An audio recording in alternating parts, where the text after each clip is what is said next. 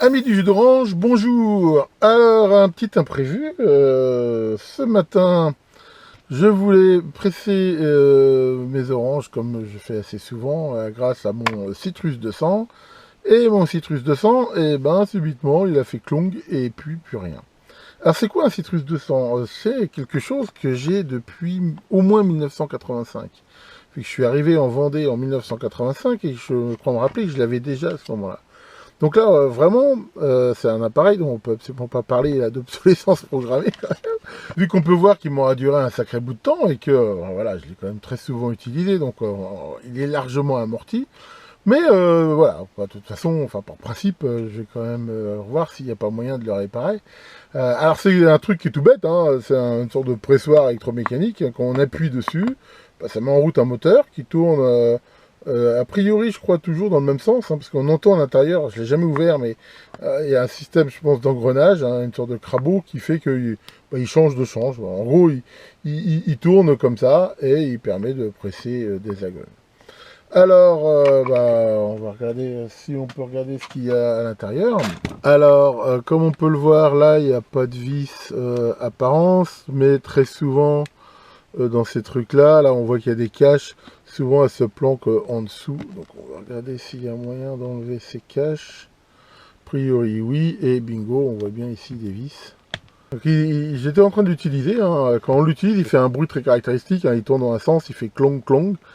Et puis, bah là, il a fait clong, et puis paf. Facile à enlever, voilà.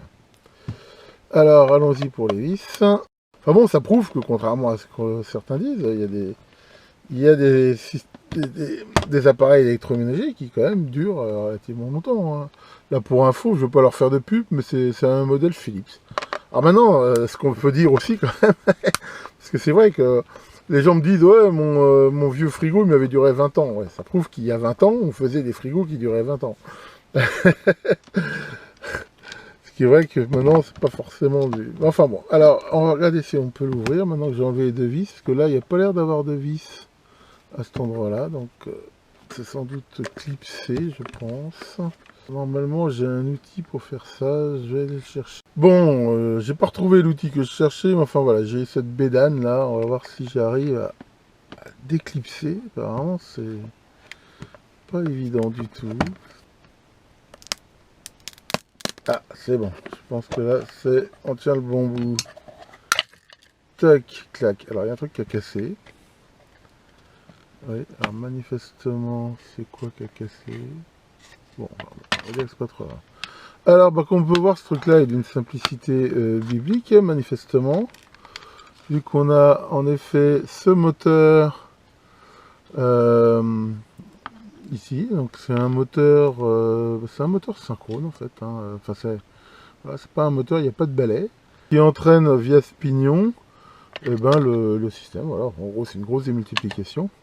Et là, il y a le système de mise en route. Alors, ce que j'arrive pas bien à voir, c'est voilà, qu'est-ce qui fait le changement de sens.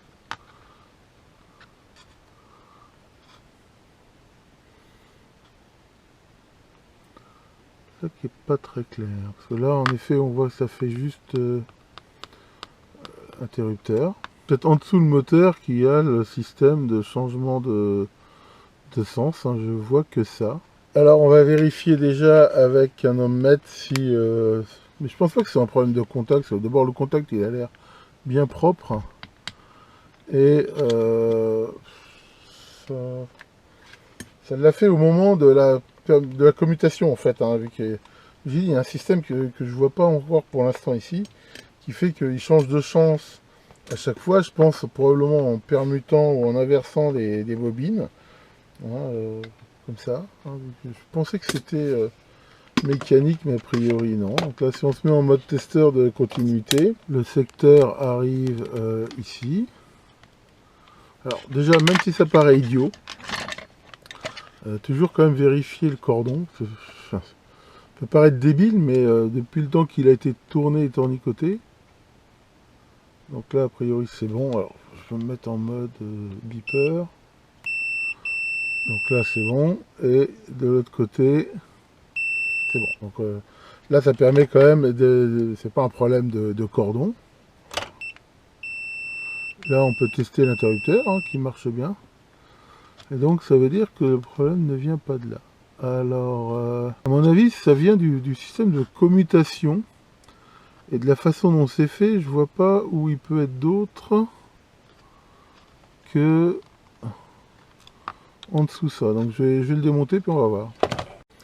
Bon, j'ai démonté le moteur. En fait, non. Le moteur, là, il n'y a rien d'autre que le moteur.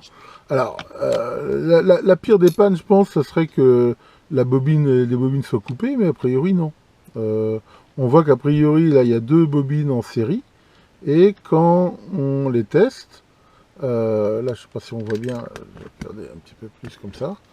Voilà, là, je mesure une résistance de l'ordre de 100 ohms, ce qui me paraît cohérent avec ce que je vois de la bobine.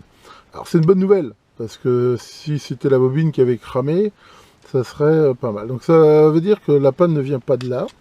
Je vais pouvoir remonter le moteur. Ça veut dire que, j'arrive toujours pas à m'expliquer, parce que ce truc-là, il change de sens quand il arrive au bout. Donc, ça veut dire que le système est sans doute ici, mais je vois mal comment il arrive à le faire changer de sens. C'est très très bizarre. Je vais le démonter, puis regardez ça. Ce que j'ai vu, c'est que le système de changement de sens, mais honnêtement, je ne comprends pas comment il fonctionne. On voit sous cet engrenage un système qui a, je veux dire, une sorte de vis sans fin, là, avec des butées, et là, cette palette qui se met dedans. C'est-à-dire que quand on le remet comme cela, ce qu'on peut voir, c'est que, voilà, il arrive un moment où il se met en butée, et quand il repart dans l'autre sens, il se met en butée. Par contre, qu'est-ce qui provoque le changement de sens? Eh ben, c'est pas très clair. En fait, c'est un moteur assez spécial. On voit qu'il y a un très fort aimant permanent dedans.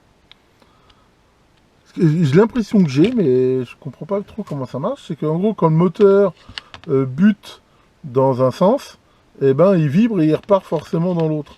Il y a des moteurs comme ça, qui en gros n'ont pas de sens de rotation défini, et qui, je veux dire, on va prendre le premier qui part. En gros, il vibre, et comme à un moment donné, ça fait un déséquilibre, et ben, il part dans un sens ou dans l'autre. Et j'ai un petit peu l'impression que ça marche comme ça. C'est que quand il arrive là en butée, et ben, il peut plus aller dans un sens, donc il repart dans l'autre, et ainsi de suite. Pourquoi subitement il marche pas? Alors, est-ce qu'il s'est bloqué simplement et que le problème venait d'un blocage? Alors, ce que je vais faire, je vais remonter le moteur et essayer de le faire marcher pour voir. C'est vraiment très très étrange. C'est peut-être très astucieux. Ah non, ça fonctionne bien. Hein. Donc là, je vais en profiter pour remettre un peu de graisse. Là, la remettre un petit peu dans les... Apparemment, elle s'est un petit peu virée. Hein. Ça, c'est la graisse d'origine, ici, hein, qu'il y avait. Donc, on va en profiter pour la remettre bien sur les trucs. Bon, on va essayer ça pour voir. C'est vraiment... parce que là, on voit que ça marche bien. Là, quand il arrive au max, voilà, là, on voit bien que il tourne. Là, tant qu'il est bloqué, il peut faire un certain nombre de tours dans ce sens-là et il se débloque, et ainsi de suite. Bon, voilà, je l'ai remonté, donc on va pouvoir regarder si ça marche. Ah, a priori, oui. Voilà, alors on voit bien là le système de changement de sens. Alors, je dois dire que je suis un petit peu sur le cul de voir le principe de ce truc-là. J'étais persuadé, avant de l'ouvrir, que c'était un système de crabeau, une tête de cheval, un machin comme ça, qui inversait le sens, ou voire un truc électrique. Et en fait, là, on voit que non. Manifestement, c'est ça le principe. C'est que c'est ce genre de moteur qui marche, je veux dire, dans un sens ou dans l'autre, un petit peu, une fois qu'il a démarré, hein, et il y a tout simplement un système, hein, on l'a vu, avec cette espèce de bras, qui périodiquement en fait bloque le moteur, et ce qui fait qu'il ne peut plus aller dans le sens qu'il veut, et il change. Et voilà, c'est pour ça qu'on voit, voilà. Et que ça fait ça. Bon, à vrai dire, je suis un petit peu sur le cul. Alors, c'était quoi la panne finalement? Je pense que... Alors, j'ai pas bien vu, mais ça se trouve, le système était bloqué. Peut-être qu'il s'est... la somme de palais, là, s'est barrée ou il s'est bloqué. Toujours est-il que ça fonctionne, donc j'ai plus qu'à remettre les vis dessus. Voilà, j'ai tout remonté, j'ai remis les vis, les pieds, ainsi de suite, et voilà.